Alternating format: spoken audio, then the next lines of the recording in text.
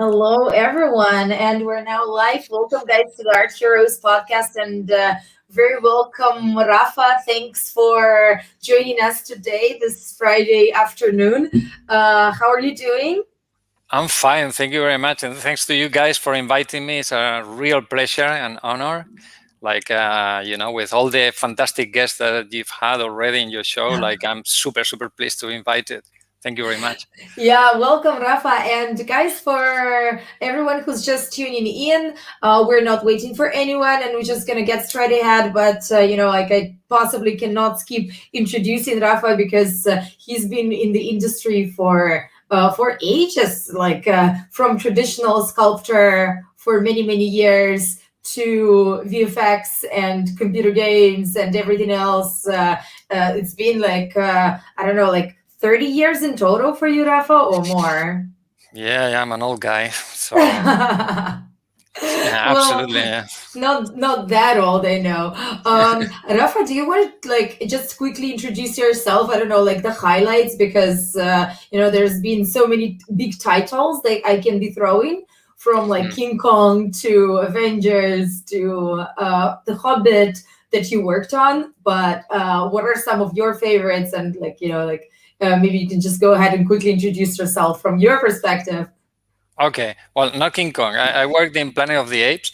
Yeah, Planet of the Apes. Oh my God, that's right. There was apes in there as well. So yeah, introducing myself is I've been an artist, I think professionally all my life. I try to be a normal person, but I never could. Yeah, and I try, a few times, but I've been dismissed from restaurants, from everywhere. I'm super clumsy at anything that is not art. So I said, yeah, I have to be an artist.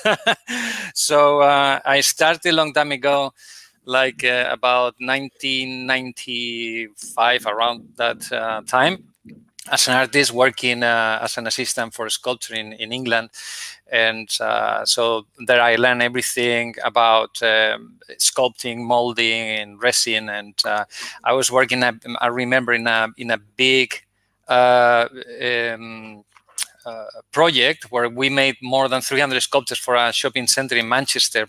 It was crazy, really big, so that was my beginning. And as always, whenever I go to a place, it's a big stress for me because it's kind of like a big step and everything is new, and I was super stressing. But then I worked for another sculptor, and then I had my own workshop, all that in England. Then I was teaching art in a school. I was sculpture in Tonbridge, and I was there about 8 years. Then I moved away to different places, always doing art. I made a sculpture in Portugal with a few friends. I went to Australia. I went to different places, always working in art.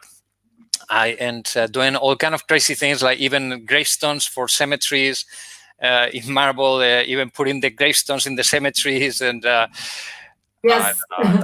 bronze, and for publicity, for other artists mainly. I was kind of the guy making the art for artists, actually, more than me being the artist and the famous guy. And I was kind of behind most of the time, making the molds, because some artists, they don't know how to make the mold and make it happen. So I was working for many sculptors, making the molds and taking them to galleries and stuff like this. But I did a few things. I made a monument for Captain Scott in Wales as well, and a few good things. And then I met my wife. It's a long story because it's been many years. And yes, but I partially know the story, but I think it's a cool story to tell anyway. Yeah, so I met her working in sculpting scenography for movies, adverts, TV shows, and stuff like this. And then so we set up our own workshop here in the village where we live now, Serra. It's close to Valencia in Spain. And I didn't know anything about computers or anything to do with movies, how they're done, and totally ignorant, But I was lucky enough that a guy that was passing by through the road driving every day, and he saw me kind of making these big sculptures, close to the road, and he stopped and he, I'm really impressed with what you're doing and this and that. And then he told me about what he does. And he was a concept artist in the movie industry. And then he told me about ZBrush, and I was kind of like, oh, wow, this, is very impressive. And then I said, but I don't even really, And he said, okay, don't worry, it's free. I install it for you. And I thought, okay, if it's free, and okay, of course, yes, we all love free I'll stuff, try. yes. So I was amazed, when I, saw this bowl and I was sculpting just from scratch, and I was hooked, totally hooked to it, and I thought I really want to do this for life, and for living. And so I went to an event in Spain called Mundos Digitales. Yes. The northern Spain. Yeah, northern Spain. It's quite well known here. It's one of the main. And so there were people from all over the world, from different the big studios and giving conferences. So I brought brochures with some digital work that I did, and I didn't even know what topology is. I knew that thing moved and stuff like this, but I didn't know what's behind. And my sculptors, traditional sculptors, and I was introducing myself to everybody. Oh, please, let me introduce myself. Do this and that. So I got my first call from Jordi Bares. He was the creative director in the mill at the time. So I went to work in the mill, and that was my first job as a digital artist, and it was my university as well. I learned everything. A lot of people kind of, I guess, insulting me in their head, look at this guy, what is passing me? I cannot do anything with this, But Jordi was all the time kind of protecting me. It's like, okay, be patient, he's learning. So it was a great experience. A lot of friends, and I discovered a new environment, which was totally unknown for me outside the workshop, like a workshop rat that I was, used to be dirty and screaming in the workshop and everything. And everybody was there like really nice and clean and silent and, nicely dressed and everything. I was like, oh my God, I feel like a cow in a garage in here. I don't know if I will be able to do it. So again, very stressing. But I did it. I started gathering some knowledge, and so they wouldn't throw me out. And then from there, I went to Weta, and yes, the Weta. Jordi asked me, okay, what would you like to do next? And I said to him, I heard about the name of a studio called Weta, because I didn't know the guys that made the Hobbit. No, Hobbit was being done when I went. So.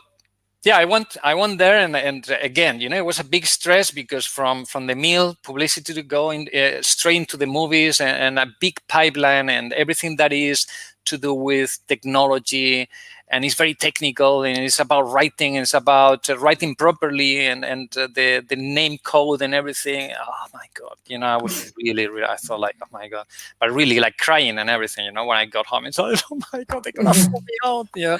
But you moved to Weta, right? Like back in the day, it was not remote.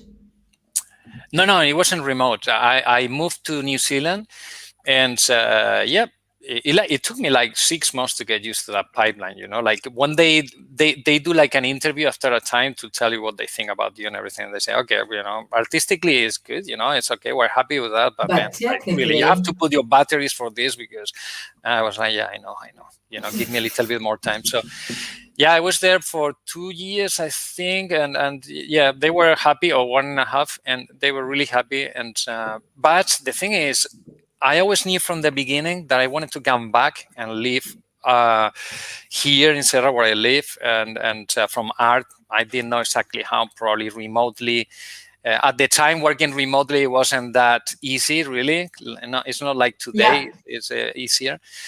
And but then I got an offer in LA to go and work in a company called Psyop. A friend of mine, really good friend from LA, Jose Martin, very good artist. Oh, please, come here, And Luciana was pregnant at the time, and he said, oh, and then your kid can be born here, and it could be probably something good for him in the future, And I was like, fuck yeah, let's go there, So we moved there, and we went to Los Angeles. It was great, We had a good time, and people in that studio, it was a stress cure for me, because going from Weta to that studio, technically, like I could save things in my desktop, basically, almost. Yeah, it was very relaxing at that point. And it was more like a workshop environment, like, hey, can you pass me this? It was like a market, Yeah, you could shout and people were happy and very expressive. So I love that, and so they became almost like a family to me in Saya. People were fantastic. I really, really loved it. And then from there I say, okay, let's move now. Let's try the remote adventure. So we moved to Valencia. We started the workshop, the studio, and it was working fine. And suddenly I got an offer from ILM. Again, because they offered me before, but I was already compromised with contracts working for another studio. And then I thought, oh my God, it's like life doesn't want me to stay here in Valencia, it keeps dragging me out, So I thought, but if I don't take it now, they're going to go, well, go to hell, I'm not going to call you again. So I thought, let's do it now.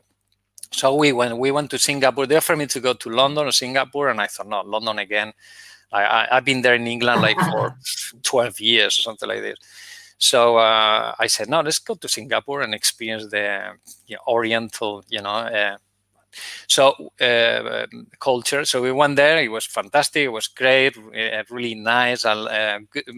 New friends, new contacts, and everything. Then we came back here, and this is where I'm now working remotely. And now, pleased. I think I've done probably enough. You never know. Probably, if I have, something that I can refuse. I have the adventure thing inside me, but I now more feel like, okay, I want to settle and work remotely. And now it's easier, now it's easier to work from home than before. That's actually, that's a really cool story. That's why I really wanted you to, spell it out again, because it's I think it's a lot of adventures and a lot of moving around and doing like different things around the world. And I was actually, going to ask you about this. So you first traveled as a traditional artist, and then like you started traveling the world as a digital artist. Do you think there is like a major difference from being like a traditional artist, changing locations, changing countries, to being a digital version of the artist, or it's technically the same? No, I mean, it's different. It's different. It changes, there are different aspects that are different. Like anything that is more physical, that you can touch, you don't have the advantages with the digital, that you're not dealing with materials that you have to buy. You don't have to pay a transport. It's a different thing. Probably when you work with something physical, also the clients tend to be more locally around where you are. And with the digital work, it's different, because you can sell your work anywhere in the planet, or you can get offers no matter where you live. It's a different thing. It's a different experience. You're probably doing the same thing, you're sculpting with a different tool. That kind of made it easy for me in the way that I only had to get used to using the tool. But it is different. It's a different experience, absolutely. And like here, for example, I work at home, and if it's cold, I put the heating, and if not, I put the air conditioning. And when I work in a workshop, like you're hot, you're sweating, you're cold, you're breathing, the fumes from the resin, all the fiberglass when you're sanding, and it's a different effort. I mean, I'm not saying that you don't make an effort when you work digitally. Of course you do. You have the pain of the office workers, and then you have an stress as well. Is no matter what you do, there's always pressure, but it's a different thing in the whole. Yeah, no, of course. And so talking then now about like digital, and that's, like the topic that I really wanted to go into. How do you see the whole like lifestyle of an artist who jumps from one country to another? I know that you actually like had your house closed with your stuff there, like still kind of a paying the rent into almost like two places and two countries. So would you ideally always have a home base Mm. and travel, or do you even like recommend this as a lifestyle? Did you like it at all? Well, it really changes, like from person to person. For me, that happened in a point of my life, but before I didn't have a place, like I was like a snail. My house was on me. Wherever I went, that's where I live. But as you keep advancing your life, you keep accumulating stuff, and then you find that, especially if you start making a family, and for me at that point it was easier to leave everything in the house that I was living. I was happy with the place, which is this place, and I thought, okay, if I move out, I knew I was going to come back anyway. I went out with that plan, but nevertheless, even if I hadn't thought about coming back, it's probably cheaper for me to leave everything in the house than paying a storage and then having to again make a move with all the stuff to another house and find another house, and so I think it's good to have a place if you are traveling, but you plan, especially if you plan to come back, is probably good to have a place to come back. It kind of gives you Right. a point of in the planet that to come back. It's mentally also kind of it's kind of good as well. It's like you have a place to fall back into, Yeah, of course, of course. And so, technically, for you, how did it always work out getting jobs in absolutely random geographical locations? So, like, is like, how did the whole puzzle work? Well, it works. The world is just a little ball, like Uh-huh. when you go around it a couple of times, you realize that it's nothing really special, like next week you could be, I mean, and you know it as well, you've been doing that as well, you Yeah, moved, and next week all of a sudden you have the same life, only the views changes, but in the end of the day, kind of the routine is kind of the same. You do your job, you take your kids to the school, you eat, it's just you change your place because probably that place offers you things that you didn't have in the previous place or something like this. But the world is the place where we all live. And hmm, it doesn't matter where you live. It's just a matter of being happy, and it's about the package. There is no perfect place. Everything has the pros and cons. hmm. Looking for something I learned is that give up if you want to find the perfect place. It just doesn't exist. Like Yeah, beautiful. You have everything there. Everybody is fantastic and it's nice. No, this it's people are people, places are places. It's just if you feel good with you where you are. And it doesn't matter if you go to the other side of the world, it just takes you probably 10 or 15 more hours. What is that? In a yeah, lifetime, it's nothing. absolutely. It's just Yeah, a few more hours and you are in some other place. yeah. So, I really love your attitude, actually. It's really not about the place, it's about you, who you are, and eventually you just carry yourself and your work with you. So, like I really like this notion that we kind of shouldn't look at the job like very locally and at ourselves very locally. It really doesn't matter yeah. if you're in San Francisco, Singapore, or in your hometown. Yeah, Just I mean, like, like I heard many times, oh, you are brave because you travel, you go and live in different places. And I say, well, I don't know. Probably it's the other way around. Probably you are brave because you stay in the same place, even though probably things doesn't work out for you, and but you stick in there, and you are brave, I just go, like if things doesn't work out for me, I just move, like my fears are probably different to other people. Like some people are like fearful to or afraid to travel or go, and what am I gonna find? I'm curious, and what I'm afraid is that to stay in a place and that things are just gonna die and not gonna work out anymore. So it doesn't take me any effort really to just go. yeah, It's kind of like, for me it's natural. It's yeah, normal. My yeah. house is the planet, really. Yeah. Yeah. So what do you do now? Like what actually keeps you busy besides your work, like currently, like on, I know that you work on some projects that are like heavily NDA'd, but what is the other thing that is not?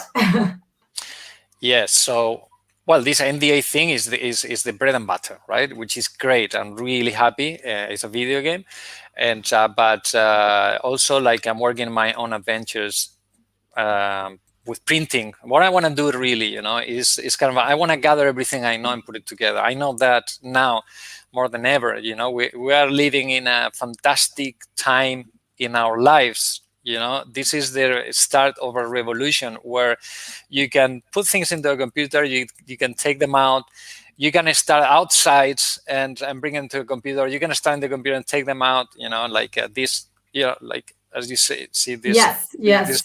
That's the print. Oh my God, this is crazy. And this is This the is print. beautiful. Yes, I was just Yeah. looking at it on Instagram, literally like this morning.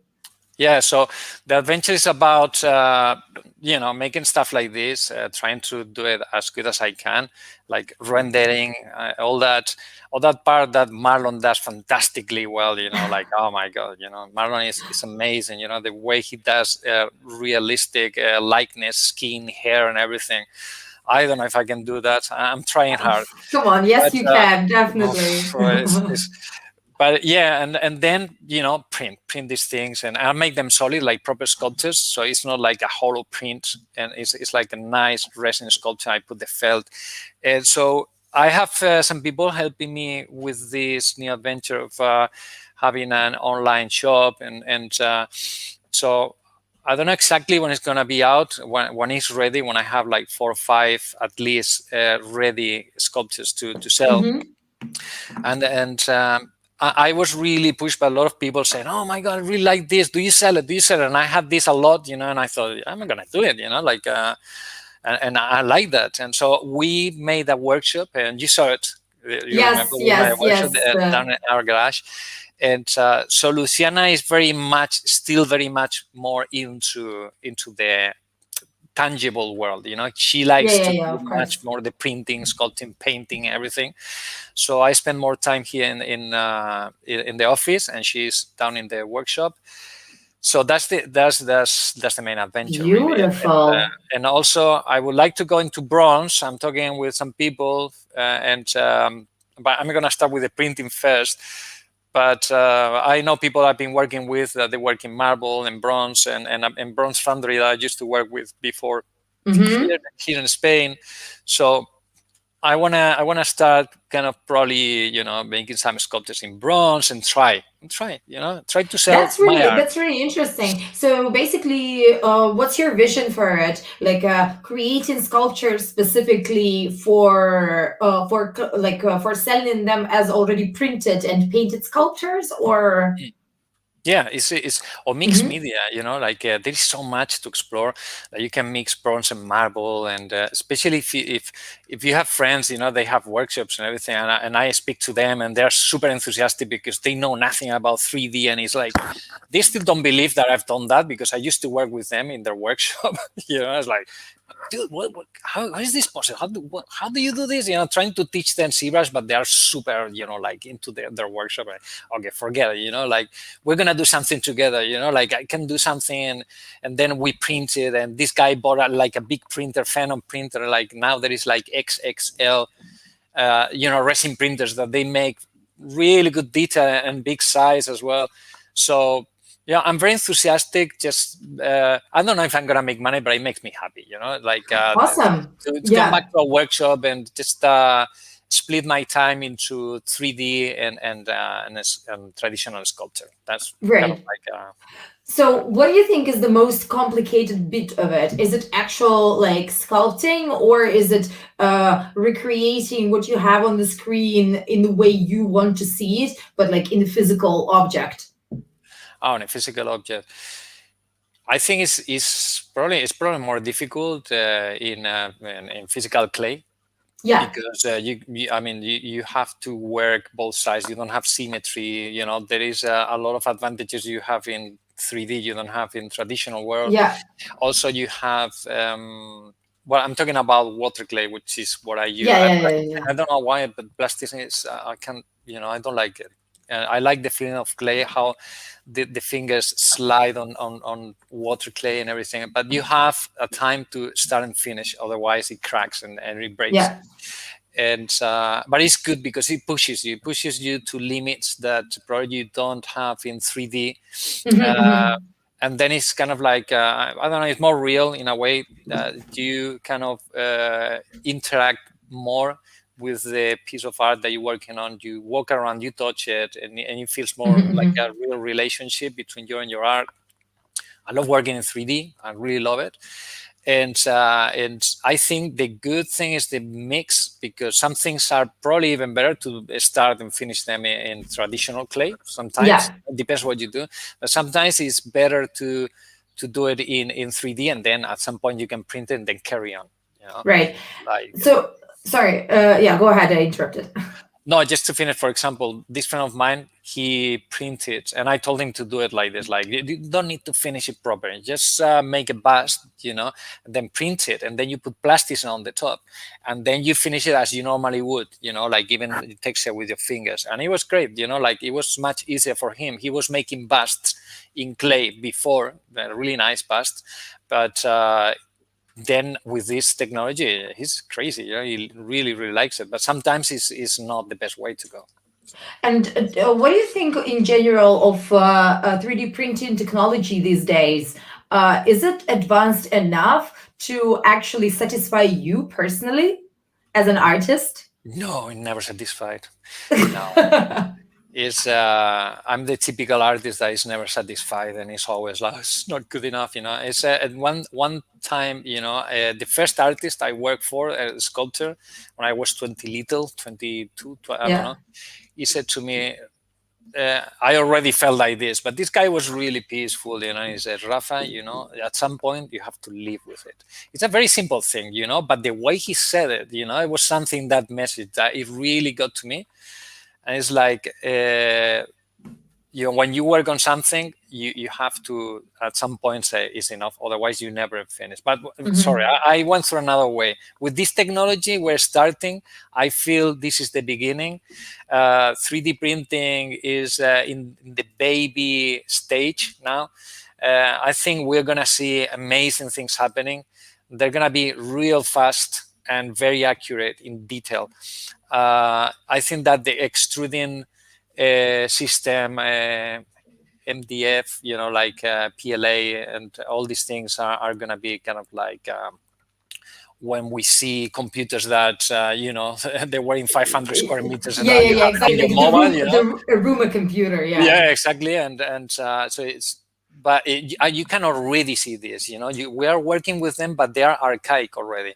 And but in the future, they're gonna be almost instant. There's gonna be like a scanning, they're just gonna come like this, probably in a matter of minutes, and they're gonna be perfect. And probably they're gonna be less toxic, less noisy, and anybody will be able to afford printers, and there will be. Because now we are assisting to the resin now is the most advanced technology, whether it is SLA or the other one that SLA that goes with a laser going around the layer, which this to me is already old, or the one that hits the whole layer in one go and is faster, but the resolution is not as good. But in the end, it's just not going to go up and down, kind of like detaching the layer to bake it again and detach it to bake it, and it's just going to go up all the time. Okay. It's going to be, and that is already starting with some printers, but the technology is not there, but it's going through that way. It's just going to be super reliable. They won't break as much as they do now. They're going to be fast, and they're going to be accurate, and they're going to be like, it's just going to be amazing. Yeah. Yeah, no, I agree that we're definitely not yet at where we're supposed to be in the future in this technology. But it's nice to see that it's advancing as we speak. And for example, the color printing is becoming more available now, even comparing to what it was like 3 years ago. But you're still painting your sculpts, right? Yeah, I do. The ones that they come with different colors, they're very expensive. And the colors are kind of dead. And I think that right now it's better to paint yourself. And because I'm not, I'm not really, really good into painting. I kind of paint them like in gray colors. just to differentiate. Like if you see here, for example, like just to differentiate that there is a piece of cloth in here and the Yes. glasses, it is just make them look like they are black and white pictures. And I Right. really like black and white pictures. I love them. So I like the idea that the sculptures are kind of like black and white pictures, or just let people paint them themselves if they want. Just I Yeah. send them like totally gray and they can do the painting themselves. Yeah. Another question that I was curious about is, what do you think is the major use of this type of sculpts? Because nowadays like the bit of the industry that most people are familiar with is small figurines or tabletops. Like collectibles for like tabletop games, for example, but or the kind of the other side, which is more of a different like superhero collectibles and this type of stuff. So for an independent artist like yourself who creates his own like art and then prints it, like where do you see the use of it? Is it also like individual collectors, or who do you think is like the customer here? Yeah. It's the collector community is growing. People love collecting stuff, and people are creating their own brands and content, and it's fantastic, And now this is more open than ever. There is a lot of platforms that people use to sell their own work. And you can see it, and some things they sell are even functional. Like I see that there is an artist that's something I really like, that Max, and they are like zombie faces, and it's great, and so he turns something functional that you use for drinking, but it's so cool to have your cup, that it has a zombie face or something like this. But if people like, there are collectors for every single thing. Like for example, for babies, I didn't know, but there is a whole niche in there for real born, they call it. Yes. Or something like this. Yeah. And it's amazing. I went to a fair, an event, and people spend a lot of money buying babies, hyper realistic babies, and babies that they paint themselves, and then they resell them. And there is a whole business into this, because people buy and sell as well. Sometimes they buy because they think it's an investment. Sometimes they buy it because they like your art, and it goes with their mood. If you do dark art, or you do creature art, or you do cartoon, funny, naive, there is so much to play about, and so it's great because the community is huge, much bigger than it's ever been. There is a lot that you can use for inspiration. You always have to find your style, better than trying to imitate what already is there and is working. So art is more about telling a story, is more about who you are. It's not about just only knowing shapes and proportions and anatomy, which is fantastic and is the base for everything, right? You have to know what you're doing. You have to have the ground. But the important thing about art is that to make people feel something, whether you make them cry, doesn't matter, or laugh or whatever, but they have to feel something. There has to be a message behind it, a story. Otherwise, to me, it's kind of like dead art, really. Yeah. No, I agree. I think it's not even art when it doesn't have the personality in it. It doesn't really like click someone. If it doesn't reflect an emotion, or it actually does not tell something. There is no actual message. I mean, like we're just going back to mass market in this case. Yeah, that's when what it's just when it's just like a product or just like a thing. That's what I'm saying. Yeah. I think it's really cool though about like all the communities of collectibles. I actually really didn't know honestly about the Reborn. Well, I knew because of our last conversation, but that's the only reason actually. And so, like, what is your best tip for other artists who want to research communities, or where they can potentially participate and showcase or like sell their art, or like create maybe, I don't know, like a series of something, like do you have a recommendation where to look for this stuff, or Well, maybe specific communities, like yeah, specific platforms? yeah. Like I'm not really like the guy that has made a big move in networks, really social networks. I always were kind of lazy with that, and but I realized the importance of it in this world. I think is essential, right? Like I'm realizing now, I did a little bit, but not enough. And now I'm trying to make an effort, and I have some people helping me as well, because I'm not good, and they tell me how to do it and do it properly, because sometimes it can go against you, if you don't know how to do it, probably you I don't know. It's kind of, and some people are really, really good in networks, and gathering more followers, or getting your more views on Mm. your work and stuff like this. So if you are not good at that, it's good to get help with this or anything. Getting help and building a community is fantastic. And I think in this industry in general, entertainment, what is digital, the community is really is they're very generous. People in general are generous. They like to help, they like to explain, they like, so it's fantastic. And Yeah. I think the platforms are the ones that most people know. Now I think there is a move to Twitter and Instagram. I didn't have Twitter, I didn't have Instagram. Now I have it, and I'm starting from scratch in there. And I was using Facebook. I realized that websites, are not enough. Websites are almost like having a business card, and only somebody Yes. that you give the business card is going to watch your website. So you have to hook people in social networks to go to your websites. And probably ArtStation definitely is a place to just throw your stuff in there, like your website, really. And because you will get work from there, you will get interest, and people asking you stuff. You will build a community from there.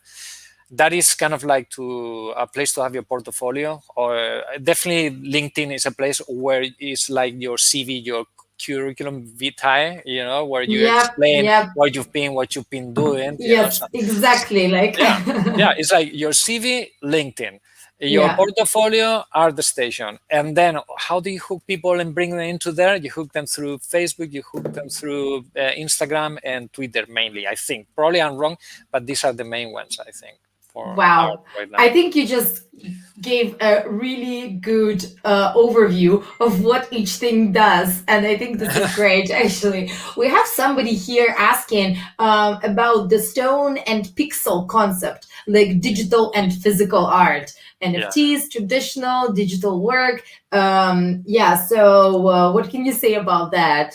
Well, Like digital plus traditional. it speaks by itself, really, because I mean, if you heard my story, going from tangible and traditional to digital, stone and pixel, like what is tangible, something that is kind of like a primitive shape. And then you think of a stone, of a rock, what I mean, everything that you see around, it comes from nature, from the minerals that we have, buildings, glass, everything, it's in a shape of rock, stones, or all comes from there. So that is the main primitive shape. And then pixel is the main primitive shape of the digital world. So stone and pixel, and that is the what I'm trying to do now actually is to join both of them, make them friends, so they hug each other, and the pixel goes, "Oh my God, I love your stone," and the stone is hugging the pixel, and they share the powers, I like that kind of Oh my concept, God. they become friends. They used to hate each other before, they didn't understand, but now kind of they are friends now. And they Oh want to my work God, this is together. amazing. I love the stone and pixel share towels. Like, Yes. that's totally the best. That's totally the best. And like I cannot skip the topic, seriously. Like, so it seems that you still like collectibles in terms of traditional art, but do you think collectibles in digital art are here to stay? NFTs and stuff like that. So do you think it's just like something that will pass as Mm. gold fever? Or do you think gold as a currency will always be a currency? Oh, I wish I knew, because if I knew, I would be a multimillionaire. Really, imagine, Well, if I knew. I'm I wondering your thoughts. I've got an opinion. I don't know what's yours. Yeah, but I know what you mean. Yeah, I mean, like my opinion. My opinion is, first of all, is very interesting because then again, is another thing that is happening in our lifetime. That we are witness to something that is what it's like amazing. This is happening. It gives us the opportunity to artists to kind of probably even make a living of what you do, and if it's gonna stay, I think it's going to stay, really. Yeah, I think so, because it's not a silly thing. It's not like a fashion, like digital currency also is growing more and more. It's becoming very powerful, and it's not a silly thing. It's something to be taken seriously into account, because very, very, very important people, are into this, and this is a sign that these people wouldn't do it if Yeah. they know. I do not know. I'm really like, what do I know about this? I'm an artist. For me, it's very interesting. But if you want to judge it, then you look at these people that they know about it. They're very serious about it. They go into it full on, and it's like, that is the sign. This is serious. It's there. So I think is another possibility. It's another possibility. It's another adventure, and we have to watch it and see, and if it's something interesting for us that we want to jump into and be part of this first wave, because this is the beginning. Again, it's just started. I think it was there, but nobody paid attention, and suddenly it just happened. And it blew up, and everybody's kind of like anxious and nervous about it. Yeah. So what do you think takes actually like to make to become that successful independent artist where people will buy your stuff? Would it be stone or pixel? Like just for the sake of art, or actually, like, why would they do that? I'm really curious about your opinion, because I think we're talking absolutely two different things. One is being a commercial artist, as of like hired by the studio to get the job done, and the other thing is being this independent artist where you can sell your art. Would it be in as a traditional sculpture or as a digital like artwork, just for somebody to collect, to enjoy, and to use in their home or something? So, like, what do you think takes, like, just to get there? Well, it takes hours, it takes passion, it takes dedication, it takes everything. It's like it's your baby. You love it, you take care of it, you shape it. And it happens. It's nothing to do with art. It's to do with anything in life. Like to make something good out of something, you have to love it, and not even think about money. Money comes as a consequence, of your effort and enthusiasm. And you see it happening in I don't know, scientists and the doctors and so many people, making an amazing thing. Art is in everything. It's not just in physical or digital entertainment. Is anything that you create, everything comes from here. You see, imagination, I think, is the beginning of everything. Without this, there's nothing. There's people that are makers. There are people that have imagination, and they create things that they look functional, but they don't know how to make them work. And then there is an engineer and says, "Oh, look at that!" Like you see that sometimes how things that you see in movies, they happen in reality. It tends to happen. Like there is so much imagination of these people working in movies, and sometimes it goes into real life, because people that are makers, but they don't have so much creativity, I can make that work. That is a great idea. I'm going to make it work. So it's all about that. It's about believing in yourself, is about something that you would do after your job, your normal job. You would do it for free, and if you can turn that into a living, that is fantastic. Working for a studio is great; it's bread and butter, and some people love it and would do that forever, and that's it. They don't need anything else. But I think that a dream of every artist is to make money, to make a living out of your own art. It is all in your hands. You don't depend on anybody. The money that comes is the money is the effort that you decide to put into it, the time you put into it. So the more you work, the more you create, the more money you can make.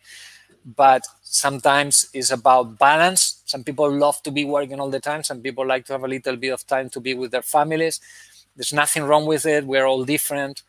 But the best thing is that we try to invest our time and our passion on what we think we are, and so don't listen to no sayers and shit like this, because it's full of that.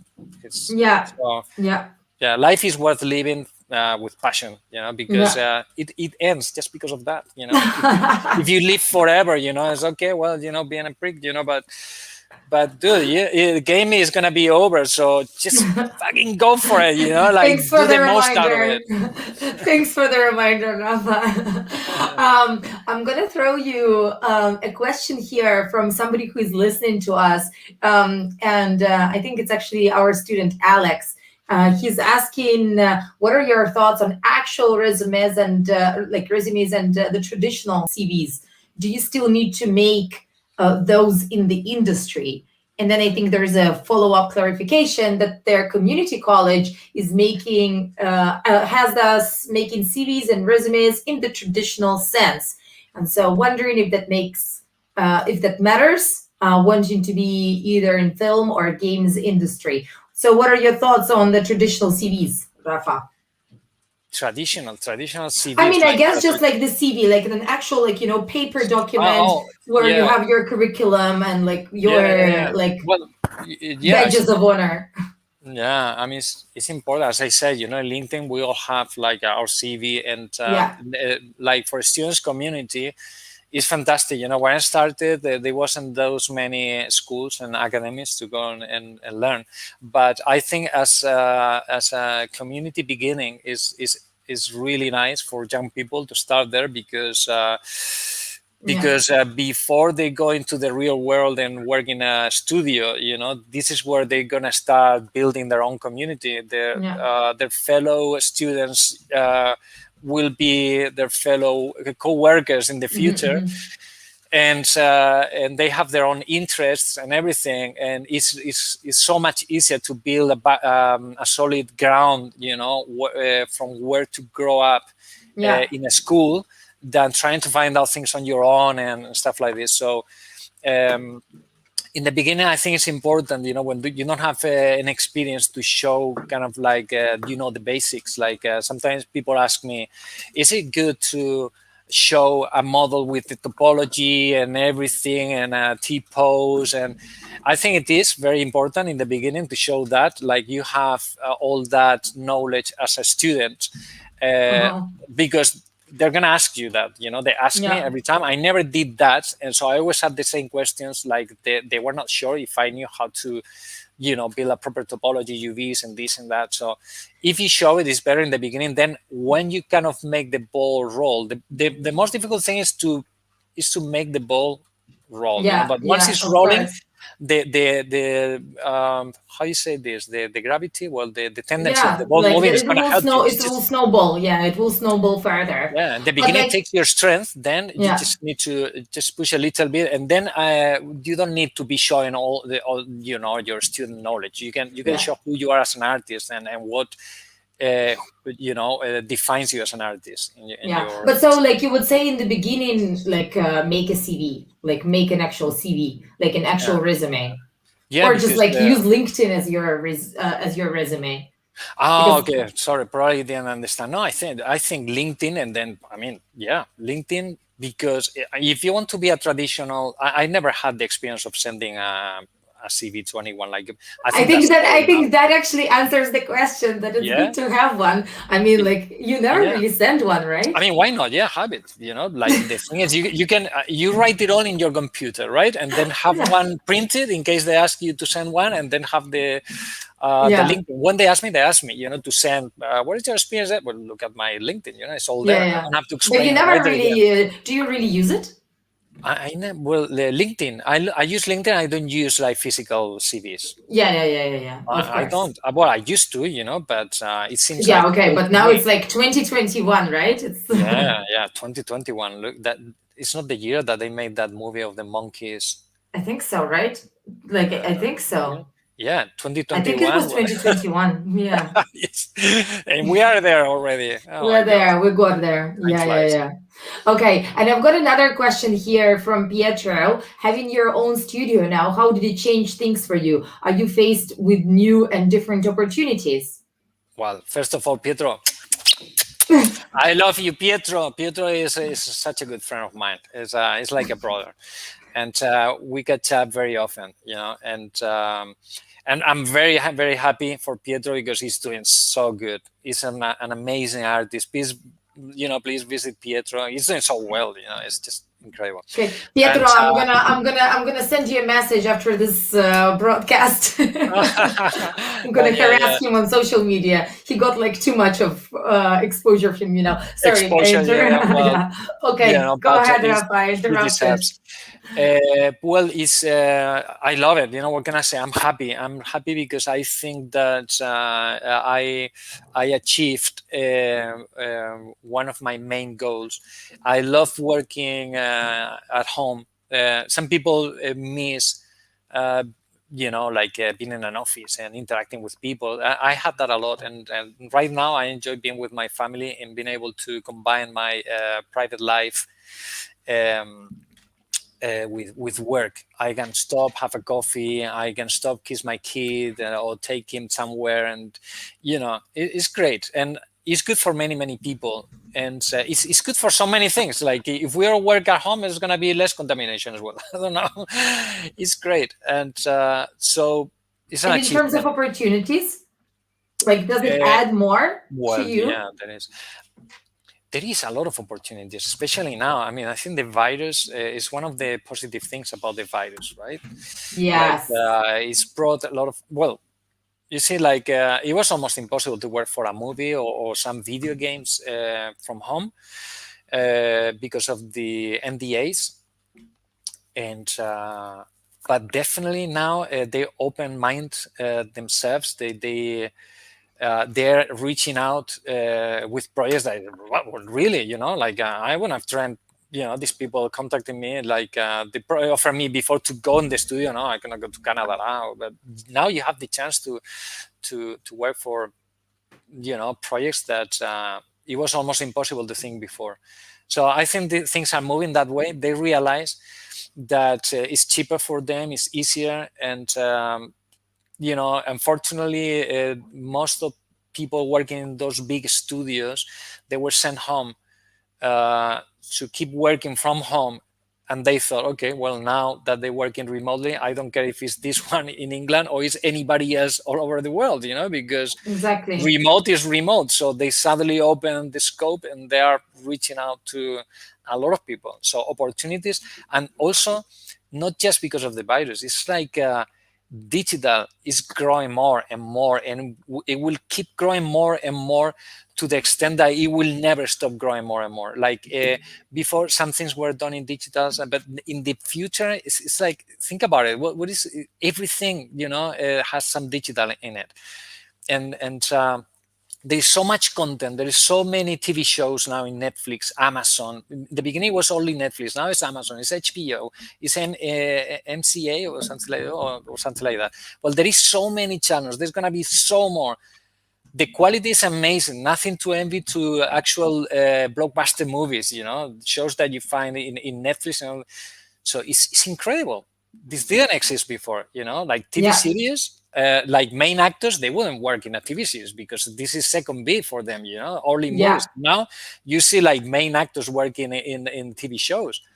So there is so much stuff in video games. Let's not talk about video games because this is crazy. It's like there is more and more and more video games, and it's just like, wow. Yeah, There is a need agree. for more people. Absolutely agree. Absolutely agree. Rafa, we have a little tradition here on the podcast. As we're wrapping up, I've got 10 questions for you, and you're supposed to answer with just like several words to each question. It's like a short questionnaire. Oh my God. Are you ready? I'm going to try, yeah.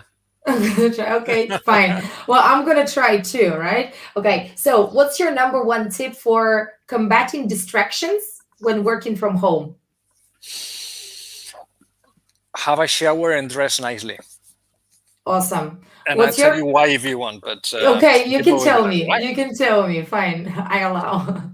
Because then you separate your home from work. If you come up to your office in pajama, then it's kind of you have to mark what. Yeah. But you see, it's the first question, and I failed. I think people got it. Sorry, I'm not going to spoil your program. They got it. Okay. Number 2, what's your favorite tradition or holiday? Tradition, what? Say again? Tradition or holiday? Okay. Holiday. You see, like, I think that almost everywhere I've gone is for work. I don't think I've been in many places. Well, any celebration. I don't know, like Christmas or birthday or whatever. Yeah, well, Christmas. I like Christmas, especially because my son absolutely loves it. And he's crazy with Christmas. He sings Christmas right now. He's singing Christmas. That's okay. Definitely makes it your favorite too, as well, for sure. Yeah. Okay, number 3. What's your favorite way to get in some exercise? Well, like it, you have to like it. Otherwise, it's kind of like pushing yourself. So, yeah, best to find a sport that you enjoy. Awesome. What's your source of inspiration? It's oh my God, this is difficult. It seems like an easy question, but to me, my head has an individual life apart from me. It's me. Well, then it could be your head. And inspiration, comes and it's like, oh, thank you. There you are. I never know when it comes, but probably, you know what it is? Keep away from anxiety. Like anxiety is number one enemy of inspiration. Yes. This is awesome. I think I've never heard this before, but I love it. It totally resonates with me. I know exactly what you mean. Yes. How do you celebrate little victories? Jumping. I always jump with. I can imagine you jumping. Like kangaroo. Like my wife is jumping in front of me and I'm jumping, and it's so stupid. If you see it, you probably feel embarrassed, and we're like, what? Yeah, we're jumping in front of each other. That's how I celebrate. So maybe that's why you need to work from home. I don't know, but it's like a reaction, or it's something. This is awesome. That happens to my body. This is awesome. What's the best piece of advice you've ever received? Live with it. Awesome. What's your most used emoji? This one. Great. Yeah. If you could see one movie again for the first time, which one would that be? Well, you would expect me to say, I don't know, Planet of the Apes, Avatar, or something like this. Well, no. It's Cinema Paradiso. It makes me cry every time. I love it. It's the best movie ever because it makes me feel. It really, really makes me feel. Wow, that's awesome. So if you could choose 2 random people to have dinner with, could be from present, from past, like famous people, who would you bring? Dinner with somebody I know. Somebody famous, let's say. Famous. Like absolutely, like ridiculously out of your reach. I don't know. Like I think I would have to feel something. It would have to come straight to my mind. If I have to make it up, then it doesn't really exist. Like I would love to have dinner with my friend Ado. He's like a brother to me. I really, really love him. And I haven't seen him for a long time. He's like my brother. Okay, More awesome. than more than a famous person. I love that. I love that. I would Yeah. totally bring my family with me because I haven't seen them for Yeah. almost 2 years now. Don't care about any celebrities Yeah, you want to be with either. people that you. Yeah, yeah, Yeah. yeah. That actually inspire you. Yeah, yeah, agree with Mm. that. And Rafa, what's your backup career? Have you ever heard Schwarzenegger saying there is no plan B? Yeah, That answers I your know. question. There is That does. no plan B for me. Art or dead. If Wow. there is no art, I'm dead. Like it's just like I don't know what to do. I exist probably because of art. Really, I love that. I wouldn't I know love what to do. that.